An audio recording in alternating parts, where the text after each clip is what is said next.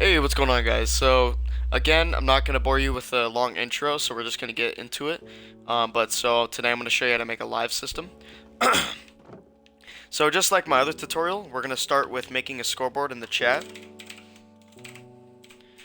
So this one is going to be it's just going to be called live, so just kind of what I taught you guys on the last one. So scoreboard, then objectives, and then add. And we're going to do lives, dummy. Gonna enter that. So now in the top left corner, now we have lives.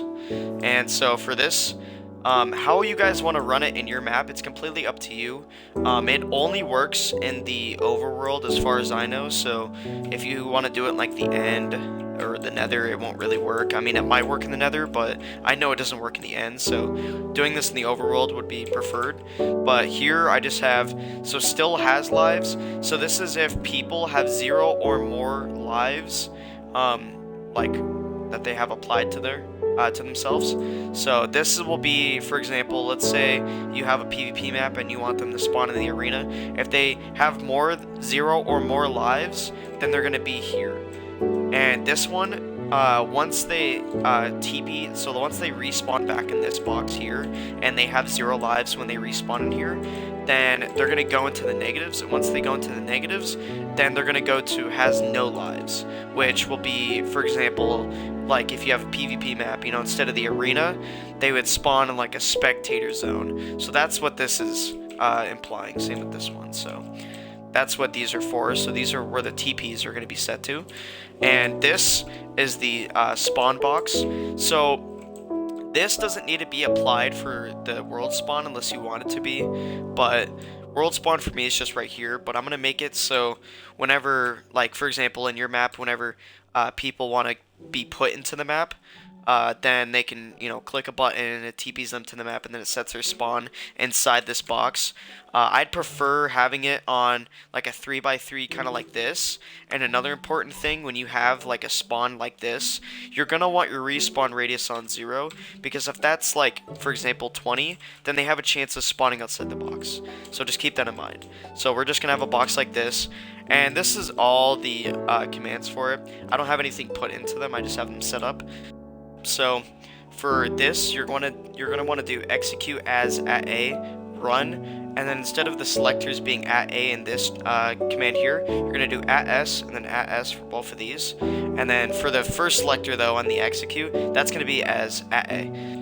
And so we're gonna start with the TP and the scoreboard when they're inside this box here. So we're gonna do the first one. So we're gonna just put this, so just leave it on 0 tick. We're gonna leave it off for now. Actually, I'll turn this on. Actually, I'll do that in a second. So this one, remove, here, let me remove 1 life for the first one. So you're gonna do scoreboard, players, remove, at P, and then this one, we're going to do kind of like my last video. We're going to do X, Y, and Z, except we're not going to use tildes. We're going to actually use the coordinates. So if I fly into here, the coordinates for this in the top left are -10, -59, 14. So I'm just going to apply that to here. -10.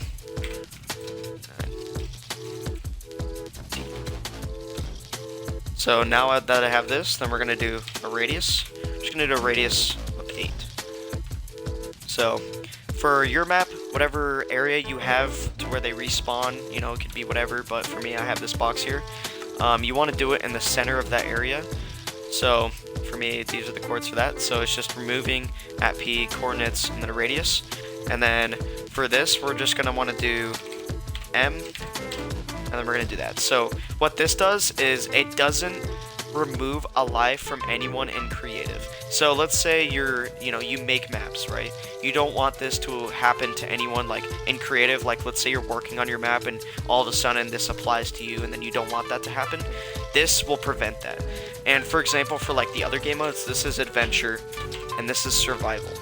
And what this exclamation mark does is this basically makes it so it does it to every single game mode besides creative. So like adventure, survival, spectator, anyone within that game mode will be applied. Like it'll apply to them only and not creative. Do for this. And so next for this one, this is going to be our TP. So again, chain, unconditional, always active. So actually, sorry, conditional. So chain, conditional, always active. 0 tick there. Just call that TP. This one, so we're going to do slash TP at P, and then I'll just copy this here. Again, if you're, if you don't have keyboard like me, then this might be a little more tricky to do, but just copy those same chords and the radius from that first one, just paste it in here. And so now we're going to get the coordinates of where we want them to respawn if they still have lives. So this is where we're going to respawn them. So -13, -60, 10. That's just for me.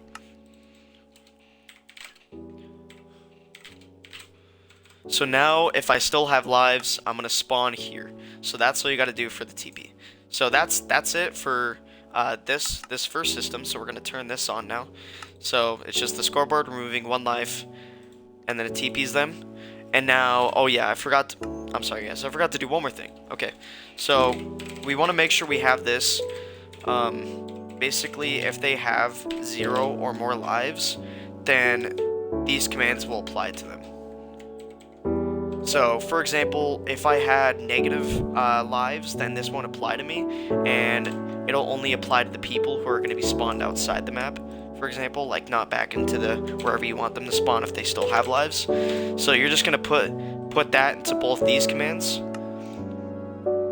So we just have this, and then so lives 0, and then remember the dot means 0 or more. So that's what we have to do for that. So these two are done. And now for the second one, all we got to do is, let's see here. So I can just copy this actually. Again, if you're controller, it's going to be a little more difficult to do that, but just kind of follow along the best you can. So I'm just going to have that on repeating, always active, unconditional, and then leave that on 0 tick. And then this, all you're going to do to this is remove the 0, put the 2 dots before the -1 for the lives, and that's all you gotta do. And then just change the coordinates. So this is -9, -60, 10 for me. So we're gonna do -9, -60, and 10. So, and that's it for that. And that's it for the live system. So now what I'm gonna do is actually here, let me do one more thing. I'm going to lower the radius just because I'm spawning right next to the box. So another thing with this system, you kind of want this outside your map. So if players respawn near the box, they won't be affected again. So I recommend keeping the radius on 8, but just for testing it, I'm going to put it on 6 since I spawn, right next to the box.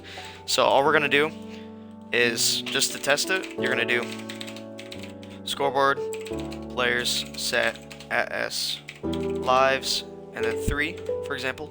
So now we can give it a good test. Go into survival, then it kicks me back out. So there you go, guys. So now whenever you fall into that box, then if you have more than 0 lives, you get put here. And let me just show you that real quick. So if I put my lives on 1 and I drop in, then my lives go to 0 and I still spawn here, right? Now since my lives are on 0, I'm on my technically final life. So if I die, since I have 0 lives, I won't respawn back in the map, technically. So now if I fall in, now I have no more lives. So now I spawn here because I'm in -1.